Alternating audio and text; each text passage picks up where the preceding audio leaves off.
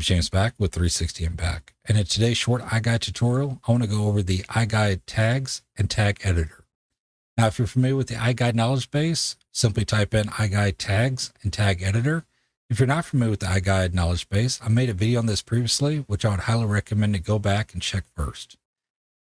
So jumping right into it, you have three different tag placement modes. You have mode 1, 2, and 3, very similar to the three different modes when you're doing advanced measurements. So in this video, in order to try to keep it as short as possible, I'm going to go over the different sections on how to create a tag, and then I'm just going to go over mode number 1, mode 2, and 3. I'm going to go ahead and make a separate video. So if you're interested, go ahead and check those out as well.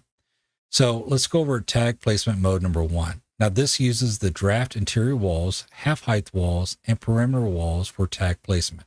Railings are ignored.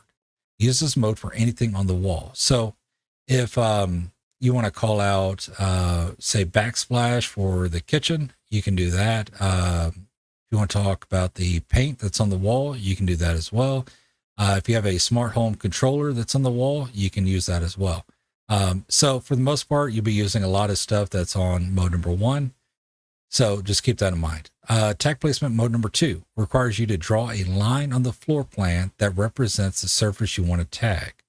Use this mode for fireplaces, kitchen or bathroom features, or anything else that's not quite on the wall. I would also recommend using mode number 2 if you have like a painting or a photo on the wall that kind of protrudes out or sticks out a little bit. It just helps it recognize where it's at, and it keeps it on the wall. Tag placement mode number 3 requires you to select the same thing from 2 different points of view. So what this is basically saying is that if you wanted to call out a certain feature, you need to make sure that there are at least 2 panos in that same room that can see that same feature that you want to call out, because that's what it's going to require you to do.